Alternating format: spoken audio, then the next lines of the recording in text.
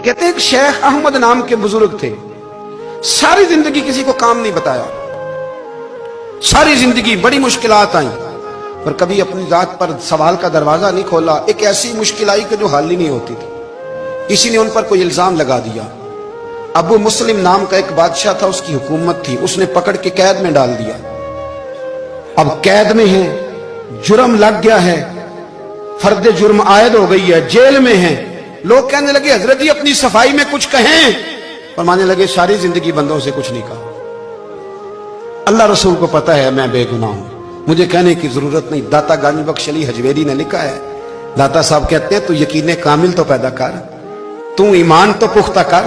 दाता साहब कहते हैं वो अबू मुस्लिम जो बादशाह था वो नेक आदमी था, उसे रात को ख्वाब में नबी करीम की जियारत नसीब हुई और हुजूर सैयद आलम सल्लल्लाहु अलैहि वसल्लम फरमाने लगे तूने अल्लाह का एक नेक बंदा जेल में डाल दिया, डर नहीं आता, वो तो बेगुनाह है। बादशाह आधी रात को खुद उठा। दादा साहब फरमाते हैं किसी गार्ड को नहीं भेजा, पुलिस वाले को नहीं भेजा, जेलर से नहीं कहा, खुद गया, जाके जेल का दरवाजा खोला, दरवाजा खोल के उस दरवेश को आजाद किया, कहने लगा बाबा जाओ मुझे पता चल गया बेगुनाह है।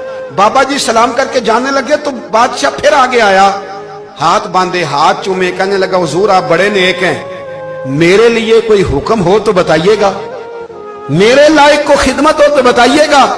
तो शेख अहमद फरमाने लगे तुझे अभी भी समझ नहीं आई, तुझे अभी भी नहीं समझ आई। कहने लगा हुजूर क्या? फरमाने लगे जो तहज्जुद के वक्त तुझे उठा के मुझे रिहा करने भेज सकते हैं वो मेरी कोई जरूरत बाकी रहने देंगे? मुझे कोई जरूरत पड़ेगी किसी और को कहने की? जो तहज्जुद के वक्त तुझे उठा के भेजते हैं कि जा खोल जाके दरवाजा, वो जरूरत रखेंगे मेरी?